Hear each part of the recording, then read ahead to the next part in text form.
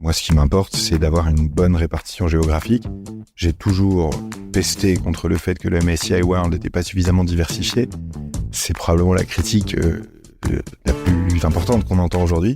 Et à vrai dire, aujourd'hui, moi, j'utilise beaucoup d'ETF avec même plusieurs classes d'actifs, en fait. C'est avec des actions, des obligations, des métaux, des ETF qui sont encore plus diversifiés, même que le All World, quoi. Donc pendant longtemps, j'ai fait MSCI World, Emerging Markets. Après, j'ai fait du All World. Et là, depuis quelques temps, j'utilise pas mal un ETF multi-actif carrément. Celui qui ne jure que par les ETF, c'est Mathias Battino, directeur des marchés européens pour le courtier en ligne Trade Republic. Mathias est un passionné des marchés, notamment sous l'angle de l'éducation financière. Pourtant, ses premiers pas dans le monde de la finance, il les a fait avec le costume de trader, alors que, comme il nous l'expliquera dans ce podcast, rien ne le prédestinait à prendre cette direction. Je suis Salim Nesba et je vous souhaite la bienvenue dans Tracker Plus, le podcast de l'Écho qui passe en revue les investissements réalisés par les professionnels de la finance. Ils nous disent tout de leur stratégie au contenu de leur portefeuille. Je vous propose donc de faire tout de suite plus ample connaissance avec Mathias Battino, un nom qui nous a été soufflé par les membres de notre groupe Facebook, les Trackers de l'Écho. Restez bien branchés jusqu'au bout de l'épisode, notre invité aura une question à vous poser. On démarre l'entretien avec les raisons qui ont emmené Mathias à pousser la porte des salles de marché, de mauvaises raisons selon le principal intéressé. Tu n'as pas initialement une formation de financier, tu as plutôt fait Sciences Po et on s'était vu à Bruxelles où tu m'avais parlé d'anthropologie. Et donc, c'est super intéressant de mettre un peu de sciences humaines dans ces colonnes Excel. Qu'est-ce qui t'a donné envie, parce que tu as quand même une carrière dans le monde bancaire, qu'est-ce qui t'a donné envie de quand même travailler dans le monde financier ? Des mauvaises raisons. Vraiment. Des super mauvaises raisons. Mais j'étais jeune aussi. J'avais les yeux qui brillaient à l'époque. Donc moi, je suis issu d'un milieu populaire. Mes grands-parents sont issus de l'immigration. Mes parents sont les premiers de leur famille respective à avoir eu le bac. Ils sont devenus médecins tous les deux. Il se trouve que ma mère, elle accepte que j'en parle parce que ça permet d'aider d'autres gens à ce qu'on appelle une phobie administrative. Donc elle ouvrait pas son courrier, etc. Elle avait peur de tout ça, elle gérait pas bien. Donc quand j'étais adolescent, je me suis retrouvé moi avec les huissiers qui viennent prendre les meubles, tu vois, à la maison, etc. Et là, tu te dis, oh là, si on gère pas bien son argent, ça peut avoir des conséquences quand même colossales, quoi. Donc t'as peur. Et c'est l'émotion principale des gens par rapport à l'argent.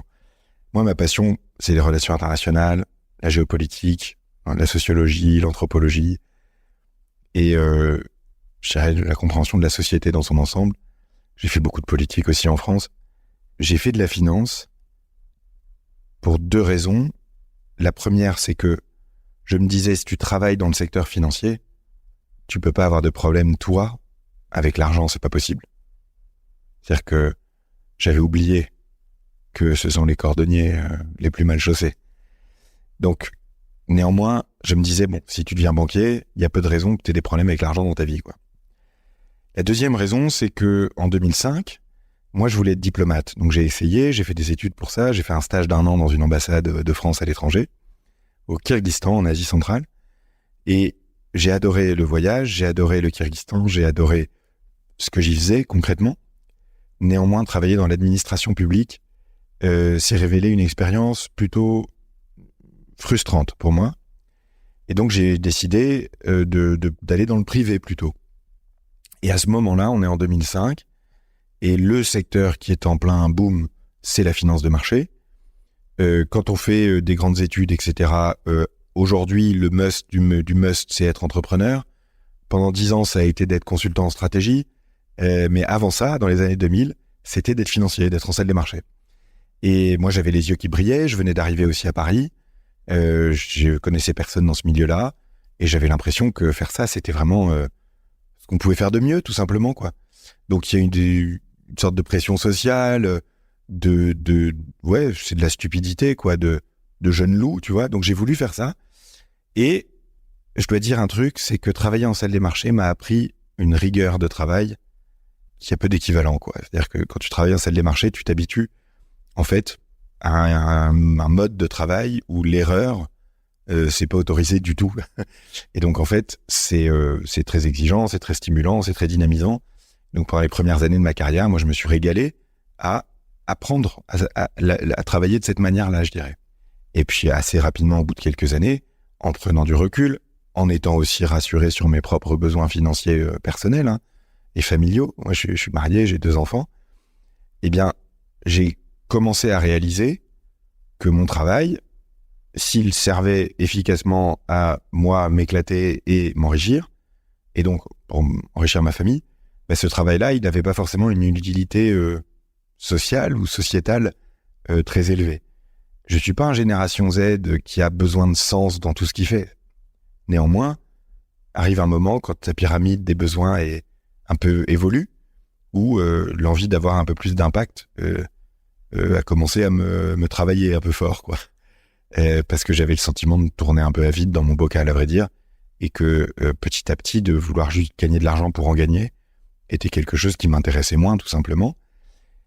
Et c'est comme ça qu'avec ma touche à moi de sociologie, de lecture, de politique publique, de think tank, de club de réflexion où je participe à des travaux, etc., je me rends compte, petit à petit, que l'absence d'éducation financière, ce qui, moi, m'avait pénalisé dans ma vie, parce que j'ai fait une école de commerce après, mais personne m'a jamais appris à gérer un budget familial.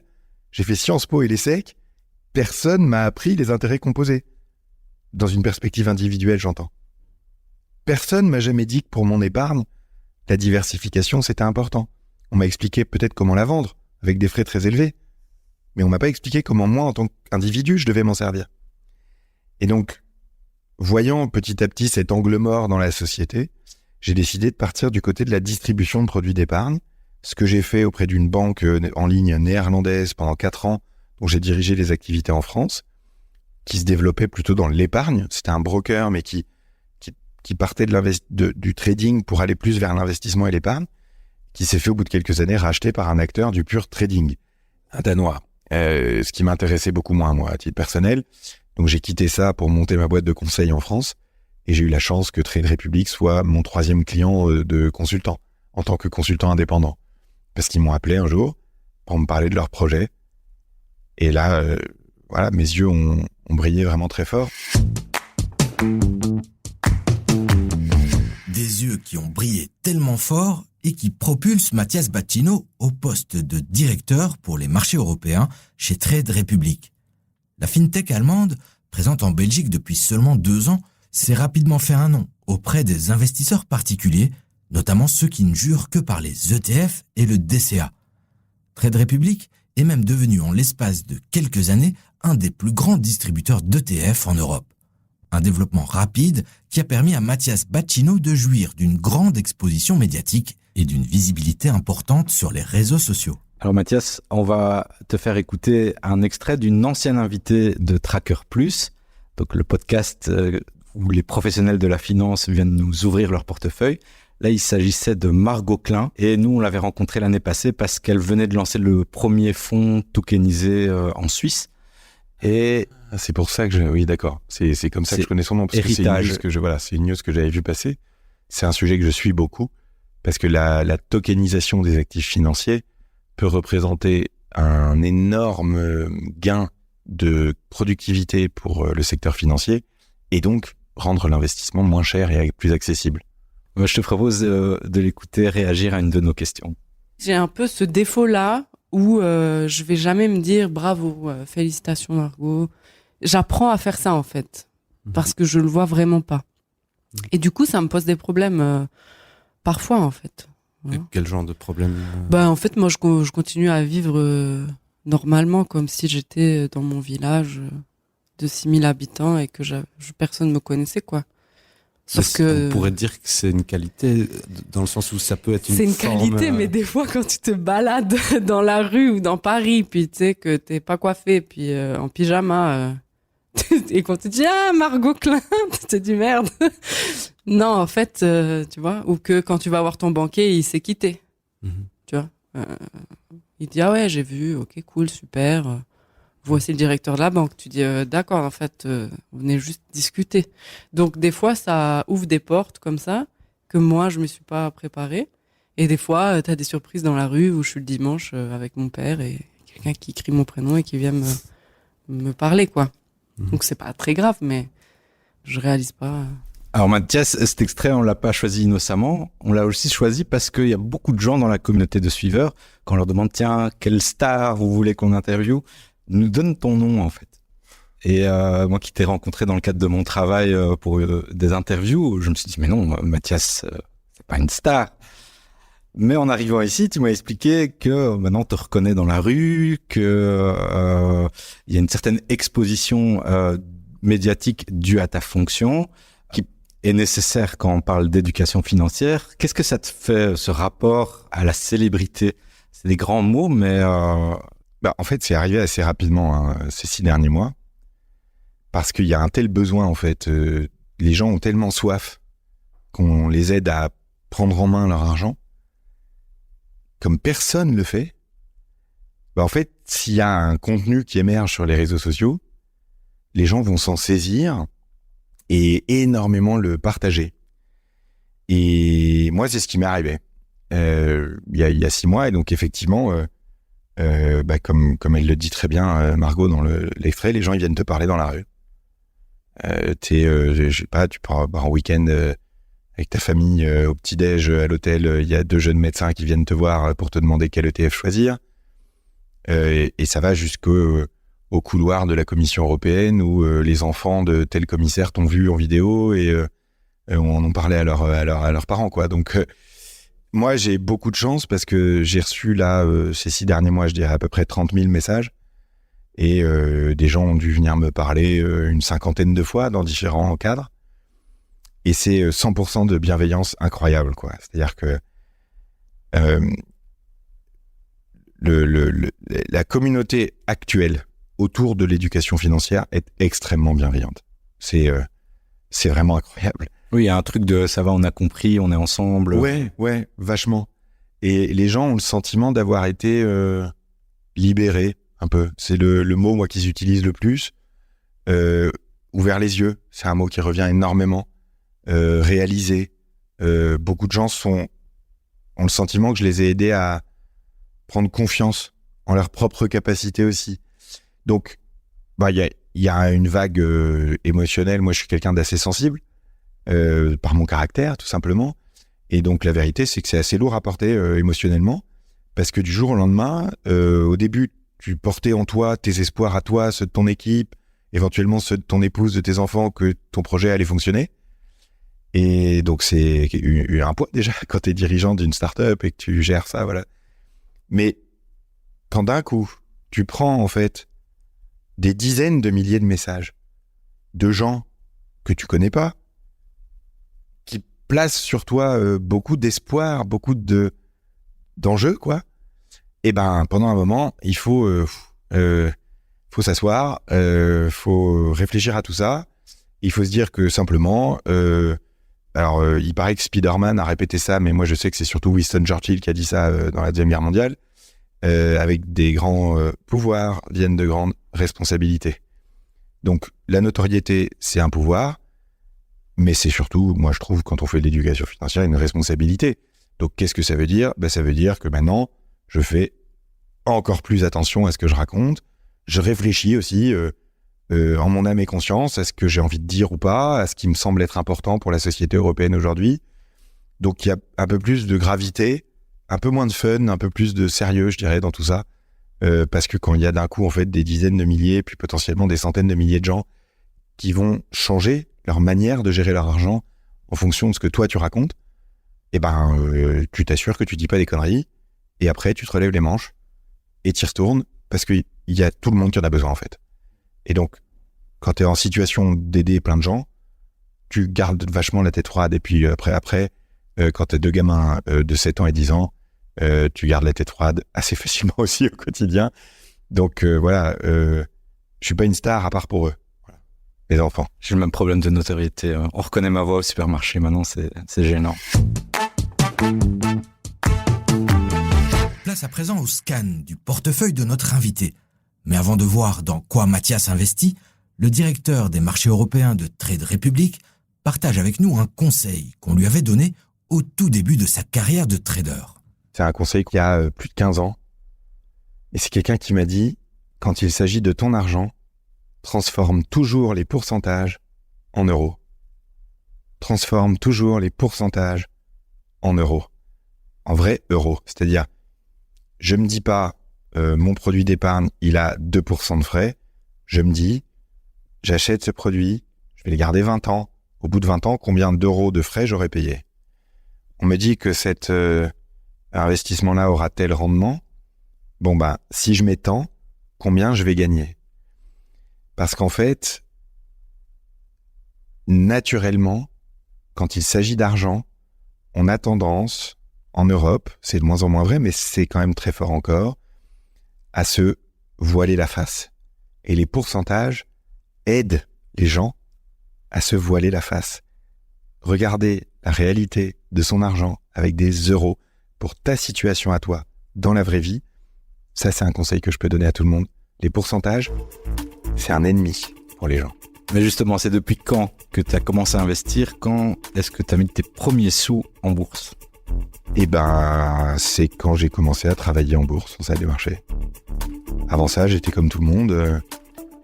J'avais mon livret A, mon compte épargne, qu'on appelle le livret A en France. Je mettais des sous de côté sur un compte épargne logement à l'époque. Des choses assez classiques. Les taux avaient pas encore baissé aussi, donc il y avait du rendement sur l'épargne quand moi j'ai eu mon bac, quand j'étais étudiant. Et puis par ailleurs à l'époque, moi j'ai eu mon bac en 2002. Il n'y avait pas de courtier en ligne, tout ça. Ça n'existait pas. Investir, c'était que pour les riches, quoi.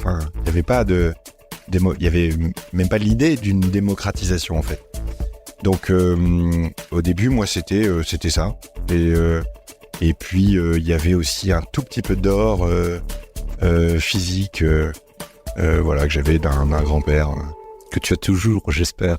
C'est une bonne question. Parce que il y a eu plusieurs déménagements entre temps et j'ai plus cet or physique là à moi parce que je préfère passer aujourd'hui par un produit. Je continue d'investir dans de l'or moi comme valeur refuge. C'est pas du tout une part importante de mon portefeuille, c'est aujourd'hui une part assez faible qui a monté en pourcentage ces derniers temps parce que l'or c'est bien apprécié.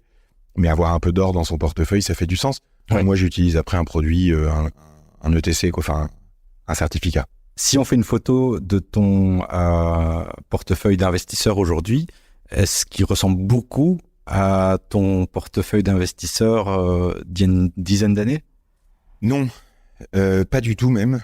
Et pourquoi? Parce que y a eu en fait, moi, je fais actuellement quelque chose qu'il n'est pas recommandé de faire. Parce que je suis dans une situation très particulière, qui est qu'une large partie de mon patrimoine actuel est en fait investi en stock options de Trade Republic. Parce que je suis moi-même actionnaire de Trade Republic.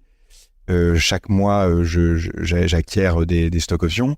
Et donc, du fait que Trade Republic est une entreprise dont la valorisation a beaucoup monté ces dernières années, j'ai une part importante, moi, de mon portefeuille, mais c'est le cas de beaucoup d'entrepreneurs, qui est alloué à Trade Republic. Donc, mon portefeuille a vraiment changé, puisque ces dernières années, j'ai dû faire attention à mes dépenses courantes, parce que quand on travaille dans une start-up, en général, on est davantage rémunéré en stock option qu'en salaire. Et donc, mon salaire, contrairement à beaucoup de mes amis, a peu évolué ces dernières années. Mais donc, c'est une situation d'entrepreneur très spécifique, où je suis à un moment de fort levier, comme on dit, très centré sur Trade Republic. Et ça, c'est des circonstances de vie. Il y a un autre aspect aussi, qui est que j'ai eu une opportunité immobilière assez exceptionnelle il y a quelques années de ça. Et donc, j'ai fait il y a quelques années un gros investissement immobilier. C'est là lié à une circonstance personnelle aussi, qui est que mon épouse est décoratrice d'intérieur, et donc avait la capacité à refaire intégralement un bien, etc. Donc, de ce fait-là, en ce moment, mon portefeuille qui était hyper boursier, hyper diversifié pendant très longtemps, en gros de 2007 à 2020, là, depuis 2020, est un peu chamboulé parce que l'immobilier et Trade Republic ont pris une place vraiment importante en fait. Donc c'est une situation qui est pas durable, c'est pas une situation normale, c'est une situation qui est très particulière liée à mes circonstances de vie. Moi historiquement, comme j'ai eu la chance de découvrir les ETF en 2008, parce que j'en fabriquais en 2008 pour une grande banque en salle des marchés, eh bien j'ai assez rapidement en fait eu que des ETF parce que les fonds ont margé à 2% qui font moins bien que le S&P 500. Et parce que j'avais pas le droit, moi, d'acheter d'actions en direct, en travaillant en salle des marchés à cause du risque de délit d'initié, en fait, très vite, j'ai probablement été un des tout premiers à avoir un portefeuille constitué exclusivement d'ETF. Et là, pour moi, ça a toujours été à peu près la même chose sur les ETF. Ça a été du monde entier, enfin du MSCI World avec des marchés émergents, donc les deux, quoi, le MSCI World et le Emerging Market.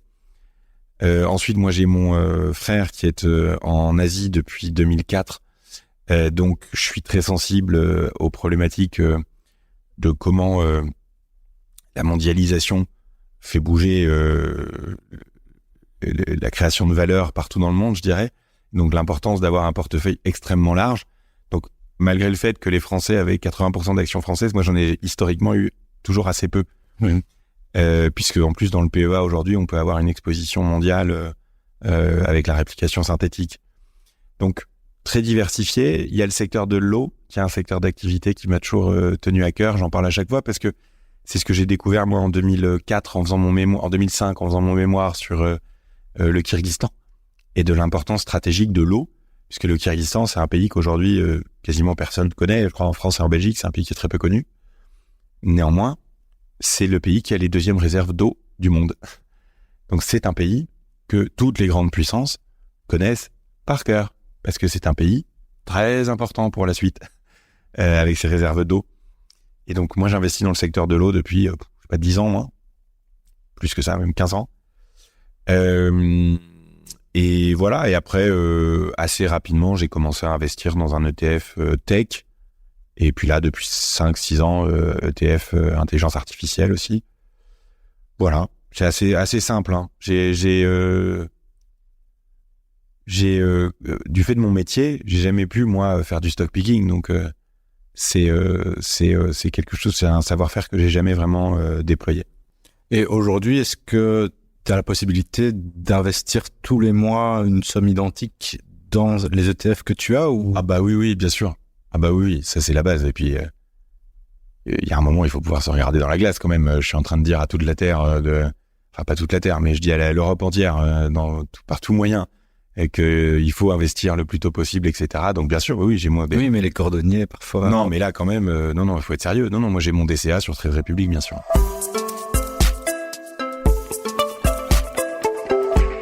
T'es membre du groupe Facebook Les Traqueurs de l'écho, si je dis pas de bêtises. Alors moi, je suis très attentif à ce que j'appelle moi la conversation sociale.